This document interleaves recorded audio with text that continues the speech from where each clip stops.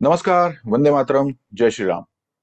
2024च्या Lok Sabha निवडणुकींचा Uttar Pradesh specific आणि Ayodhya specific जो निकाल लागलाय तो बघून अनेक हिंदुत्ववाद्यांना, हिंदू धर्मप्रेमींना खूप त्याचं त्याचं त्याचं खूप वाईट वाटलंय, त्याचा खूप राग आलाय. आणि मग 500 वर्ष वाट बघून राम मंदिर आलं. उत्तर प्रदेशमध्ये इतका विकास झाला, हायवेज, इन्फ्रास्ट्रक्चर, गुंडगिरी कमी होणं, हे सगळं झालं आणि या सगळ्याची किंमत म्हणून हा असा निकाल लागलाय. याचं ऑब्व्हियसली अनेकांना खूप वाईट वाटलंय. त्याचा परिणाम असा व्हायला लागलाय की उत्तर प्रदेशच्या मतदारांना काही कळत नाही, त्यांना विकास नकोय, त्यांना जातीचीच पडलीये, त्यांना त्यांना धर्माची किंमत नाहीये. राम आले, राम मंदिर निर्माण झालं आणि तरी सुद्धा हा असा निकाल अयोध्येत लागला. हा राग, हा अपेक्षाभंग अत्यंत तीव्र प्रकारे व्यक्त होतोय. आणि मग प्रश्न पडतोय की हे सगळं खरंय का? खरोखर हिंदू मतदाराला, भारतीय मतदाराला विकास नकोय का? 500 वर्ष आम्ही श्रीरामाच्या जन्मस्थळी आमचं मंदिर असावं असं समस्त हिंदूंना, बहुतांश हिंदूंना वाटत होतं. मग ते सगळं मतदानात रिफ्लेक्ट का होत नाही? यावर थोडा शांतपणे विचार केला ना तर काही गोष्टी स्पष्टपणे समोर येतील.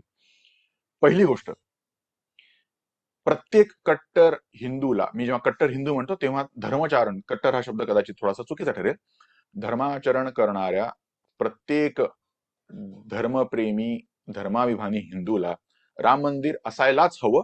आणि त्या राम मंदिरासाठी जे काही राजकीय आंदोलन झालं त्याला मी समर्थनच करतो, असा जो आपला ग्रह आहे हा थोडासा चुकीचा आहे. आणि याचं कारण आहे, हा व्हिडिओ बघणाऱ्या अनेक लोकांमध्ये माझ्यापेक्षा जास्त धार्मिक असणारे अनेक लोक असतील. रेग्युलरली भजन करत असतील, घरी कुलधर्म कुलाचार सुरू असेल, सत्संगाला जात असतील, रोज गंधटिळा लावत असतील, आणि तरी सुद्धा त्यांना धर्म हा माझ्या घरातच असायला हवा. श्रीराम मंदिराचं राजकीय आंदोलन करायची गरज नाहीये. रामाच्या नावाने दोन धर्मांमध्ये दुही पेरल्याचा हा प्रयत्न केला जातोय असं स्वाभाविकपणे, साहजिकपणे वाटतं. कारण परत एकदा मनातली ही भावना की माझा धर्म माझ्या घरात, राम माझ्या मनात आहे. मी माझ्या माझ्या घरातल्या देवघरासमोर बसून मी रामाची आराधना केली तरी ती रामापर्यंत पोहोचते, आणि त्यामुळे मला त्या जन्मस्थानी मंदिरच असायला हवं असं मला काही आवश्यक वाटत नाही. आणि म्हणून मी अत्यंत अत्यंत मनापासून रामाची भक्ती जरी करत असलो तरी सुद्धा अयोध्येच्या जन्मस्थळी हॉस्पिटल व्हावं ही अनेक हिंदूंची प्रामाणिक इच्छा असते. याचं कारण हे आहे की त्यांना श्रीराम मंदिराच्या जन्मस्थळी राम मंदिर असायला हवं हा धार्मिक श्रद्धेचा मुद्दा वाटतो. बोलताना सुद्धा आपण तसंच बरेचदा बोलतो, पण फॅक्ट ही आहे की तो एक अत्यंत महत्वाचा सांस्कृतिक मुद्दा आहे. अनेक हिंदूंना असं वाटतं की राम जन्मस्थळी राम मंदिर असणं हा इतिहासातल्या कुठल्या तरी विषयाला धरून आपण आज काहीतरी करतोय. हे तसं नसून आपण आपलं वर्तमान आणि आपलं भविष्य सेफ आणि सिक्युअर्ड असावं यासाठी केलेली ती खटपट आहे. परंतु बहुतांश हिंदूंना हे समजत नाही, कारण त्यांना आपण नेमक्या कुठल्या प्रश्नाशी लढतोय याची जाणीवच नाहीये. इस्लामचा प्रश्न काय आहे, जगभरात हा प्रश्न कसा फोफावतोय, भारतात तो कसा फोफावतोय, त्यासमोर एक उत्तर म्हणून श्रीराम मंदिराचं सांस्कृतिक महत्व काय आहे, भारताचा सांस्कृतिक इतिहास, भारतात आपण सगळे ज्या प्रकारची जीवनशैली जगतोय ती जीवनशैली कायमस्वरूपी जर टिकायची असेल, ती अजून समृद्ध होत जायला हवी असेल, तर ह्या संस्कृतीशी समरसता नसलेल्या विचारांना थोपवणं अत्यंत महत्वाचं आहे. हे सगळं ज्यांना कळतं ते श्रीराम मंदिर आंदोलनाचे समर्थक असतात. मग ते कट्टर धार्मिक असतीलही असं नाही, ते खूप धर्मभोळे असतील, जे ते खूप हिंदू धर्म पालन करणारे असतील असं नाही, परंतु त्यांना हे सामाजिक वास्तव कळतं म्हणून ते श्रीराम मंदिराचे समर्थक असतात.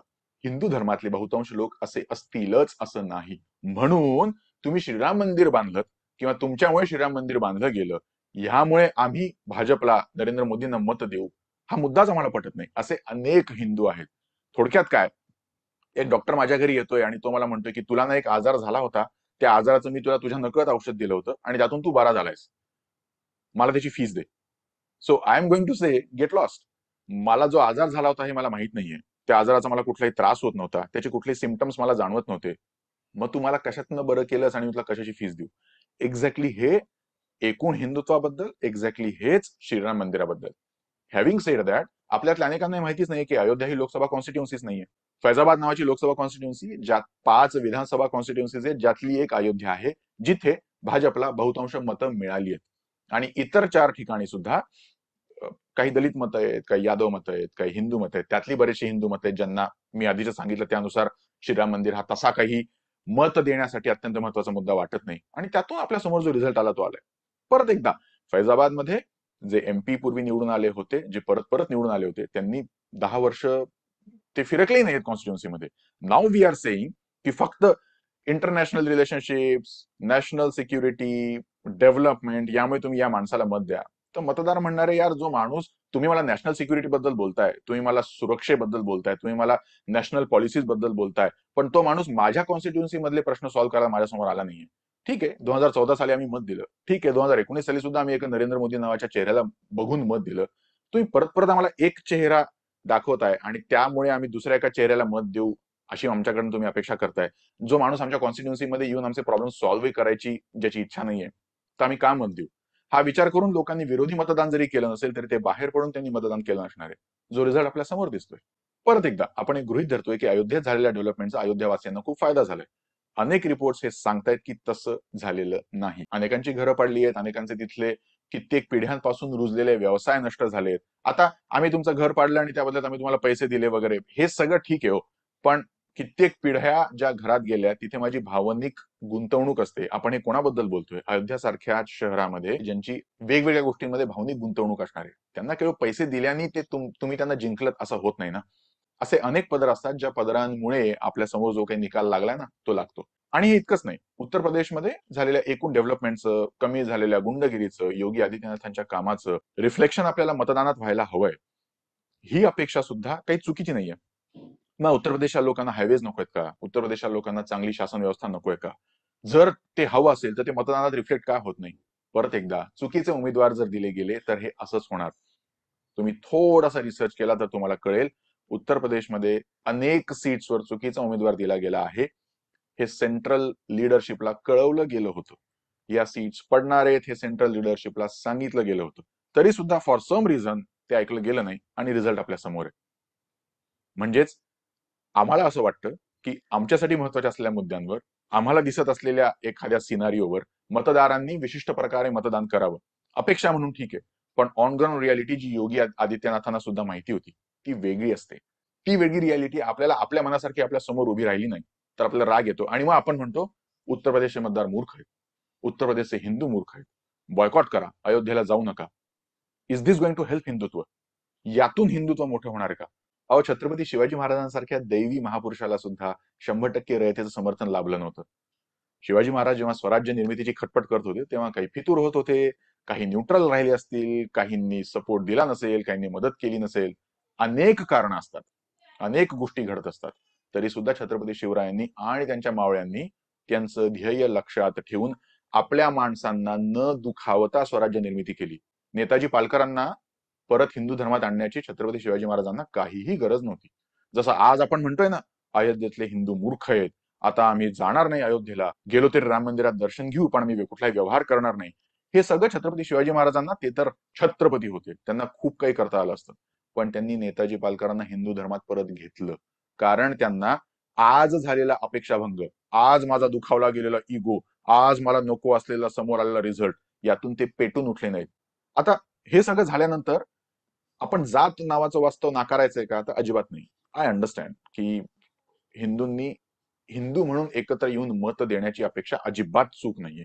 पण परत एकदा, जात नावाची गोष्ट काय आहे हे नीट समजून आपण घेणार आहोत की नाही? आज आपल्याला वाटतं की, आपल्याला काय वाटतं ना, की there are only two polls. एक आहे नॅशनल सिक्युरिटी, हिंदू धर्म, डेव्हलपमेंट, एटसेट्रा एटसेट्रा एटसेट्रा, आणि त्याच्या विरुद्ध बाजूला थेट जातीय अस्मिता, फुकट काहीतरी मिळणं, एटसेट्रा एटसेट्रा एटसेट्रा. याच्यामध्ये खूप मोठा स्कोप असतो. मला जेव्हा मी माझ्या जातीच्या नेत्याला मत द्यावं असं वाटतं ना, तेव्हा तो फक्त माझ्या जातीचा एक शिक्का आहे म्हणून माझी अस्मिता चेतावली जाते असं नसतं. माझ्यासाठी माझी जात ही एक एक्सटेंडेड फॅमिली असते.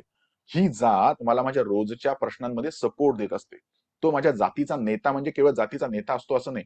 तो माझ्या नातेवाईकांच्या नातेवाईकांच्या नातेवाईकांचा कोणीतरी नातेवाईक असतो. मला कुठल्या तरी अडचणीमध्ये मी या सपोर्ट सिस्टीमचा फायदा घेतला असतो, ज्यामुळे त्या नेत्याने मला प्रत्यक्ष किंवा अप्रत्यक्षपणे मदत केलेली असते.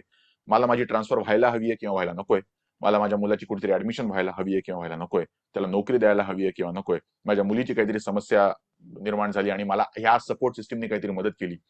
हे भारताचं वास्तव आहे. म्हणून मी जेव्हा मतदान करायला जातो तेव्हा हा सगळा विचार करून जात असतो. त्यावेळी तुम्ही माझ्यासमोर केवळ नरेंद्र मोदी नावाचा चेहरा, त्या चेहऱ्याचा शिक्का आहे म्हणून मला अजिबात न आवडणारा एक उमेदवार देताय आणि ज्यांनी मला गेली 5 वर्ष, गेली 10 वर्ष, गेली 15 वर्ष मला सतत मदत केली आहे, त्याला मी मत न देता त्या चेहऱ्याच्या भरोशावर याला मत देऊ अशी तुम्ही माझ्याकडनं अपेक्षा करता, ती अपेक्षा कशी पूर्ण होणार आहे? म्हणून जर आपल्याला आपल्याला हवा तसा रिझल्ट हवा असेल, तर जातीचं डायनामिक्स अशा प्रकारे बघावं लागतं. आणि हे भाजप करत नाही असं नाहीये. हे सगळ्या यशस्वी पार्टीज करतात आणि ते करावं लागणार आहे. जात नावाचं वास्तव कधीही संपणार नाही. जातीय अस्मिता हळूहळू बोथट करत नेता येतील आणि कदाचित 200 वर्षानंतर, 300 वर्षानंतर जात नावाचा फॅक्टर आज आहे तेवढा कदाचित महत्वाचा असणार नाही. पण जात महत्वाची असणार आहे, जातीचे फॅक्टर्स अस्तित्वात असणार आहेत. जर आपण आपले सोशल, इकॉनॉमिक, पॉलिटिकल इन्फ्रास्ट्रक्चर असे उभे केले, ज्यातून माझा जातींवरचा डिपेंडन्स, जातीच्या स्ट्रक्चरवरचा डिपेंडन्स कमी होईल आणि मला सामाजिक न्याय, मला मिळणाऱ्या संधी, मला आधार लागल्यावर मला मिळणाऱ्या वेगवेगळ्या इन्फ्रास्ट्रक्चरचा आधार, ही सगळी सिस्टीम जातीपासून तुटली गेली आणि स्वतंत्रपणे उभी राहिली, तर माझं या जातींवरचं डिपेंडन्स कमी कमी होऊन जाईल. पण जात कायम असणार आहे, जातीच्या अस्मिता थोड्या बहुत कायम असणार आहेत आणि माझं माझ्या जातीबद्दल असलेलं प्रेम, माझ्या त्या जातीच्या एक्सटेंडेड फॅमिलीबद्दल असलेली माझी बांधिलकी कायम असणार आहे. आणि एक हिंदुत्ववादी म्हणून हे मला माहिती पाहिजे. मला कितीही वाटत असलं की हिंदूंनी जातीचा विचार न करता केवळ धर्माचा विचार करायला हवा, तरी सुद्धा मला हे समजायला हवं की फक्त धर्माचा विचार करून मत देणारी माझी संस्कृती नाही आणि ही चांगली गोष्ट आहे. मी माझा व्यावहारिक लाभ बघून मत देतो, ही चांगली गोष्ट आहे. म्हणून आणि बाय द वे, हा व्यावहारिक लाभ म्हणजे भ्रष्टाचार आहे, फुकट आहे असं अजिबात नाहीये. या सगळ्या प्रॅक्टिकल जीवनाशी निगडीत असलेल्या गोष्टी आहेत. जर राजकीय नेत्यांनी या प्रॅक्टिकल जीवनाशी निगडीत असलेल्या गोष्टींची जाणीव ठेवली नाही, तर निकाल असाच लागणार आहे. एस्पेशली तेव्हा जेव्हा या बाजूला असा कुठलाही कनेक्ट नसलेला माणूस आहे, ज्याला आपण एका चेहऱ्यामुळे मत मिळावयाची अपेक्षा करतो, आणि दुसऱ्या बाजूला हे लोक संविधान बदलणार आहेत, हे तुमचं आरक्षण काढून घेणार आहेत, हे मनुस्मृती आणणार आहेत, असा प्रचार केला जातो आणि माझ्या ओळखीचा चेहरा असतो. हे सगळे फॅक्टर जेव्हा एकत्र येतात, तेव्हा आपल्याला जो रिझल्ट दिसतोय तो दिसतोय. आणि मग असा रिझल्ट आल्यावर आपण या लोकांचं मतपरिवर्तन करायचं, यांना प्रेमाने समजून सांगायचं, अजून एक नेताजी पालकर घडू नये त्याची काळजी घ्यायची, की तुम्ही मूर्ख आहात, तुम्हाला धर्माची पडली नाहीये, तुम्ही बावळट आहात, तुम्हाला मोदींची पडली नाही, तुम्हाला देशाची पडली नाही, असं म्हणायचंय. निर्णय आपल्याला घ्यायचाय. शेवटी जाता जाता परत हेच म्हणेन, आपल्याला हवा असलेला निकाल लागला नाही म्हणून मतदारांना, हिंदू धर्मियांना कमी लेखू नका. पूर्वी विहिरीत पावाचे तुकडे टाकले म्हणून आपण धर्म बहिष्कृत करायचो. आता आपण मनासारखं मत टाकलं नाही म्हणून बहिष्कृत करतोय. ह्यांनी पूर्वी सुद्धा हिंदू धर्म आटला होता. आता हिंदू धर्म फाटतोय. आपल्याला ज्यांना जाणीव आहे की आपण कुठल्या संकटाशी सामना करतोय, आपल्या सर्वांना ज्यांना ही जाणीव झाली नाहीये, त्यांना शांतपणे, प्रेमाने जाणीव करत देत राहायचंय. ऍट द सेम टाइम रस्त्यावरचं वास्तव काय आहे, त्यानुसार उमेदवार कसे निवडले जातात, त्यानुसार कसे उमेदवार दिले पाहिजेत, याची जाणीव आपण करून घ्यायला हवी, जी तुमच्या आवडत्या पक्षामध्ये रुजवायला हवी आणि आपल्याला हवा तसा इलेक्टोरल रिझल्ट मिळेल याची काळजी घ्यायला हवी. हॅव्हिंग सेड दॅट, आपल्याला हवा तसा रिझल्ट नेहमी लागेलच असं नाही. आपण जी लढाई लढतोय ती पॉलिटिकल लढाई जरी असली तरी ती इलेक्टोरल लढाई नाहीये. आपल्याला हवा तसा रिझल्ट लागला नाही म्हणून आपली लढाई थांबत नाही. आपल्याला म्हणजे जे स्वतःला म्हणतात की मी राष्ट्रीय स्वयंसेवक संघाच्या वैचारिक शिकवणीतून पुढे आलोय, त्यांनी जेव्हा अशी आता मी अयोध्येला जाणार नाही, आता या लोकांना बॉयकॉट करा वगैरे अशा पोस्ट शेअर केल्यात आणि लिहिल्या आहेत, म्हणजे मला हताश व्हायला होतं. मी कधीही शाखेत गेलो नाहीये, मी संघाच्या वैचारिक बैठकांमध्ये गेलो नाही, म्हणजे मी संघोटा या कुठल्याही व्याख्येत अजिबात बसत नाही. पण मला बाहेर राहून कळतं की संघ जेव्हा आपल्याला आदर्श वाटणाऱ्या, आपल्याला टोकाच्या वैचारिक वाटणाऱ्या भूमिकेपेक्षा थोडीशी वेगळी समरसतेची भूमिका मांडतो, तेव्हा थोडा राग वाटतो.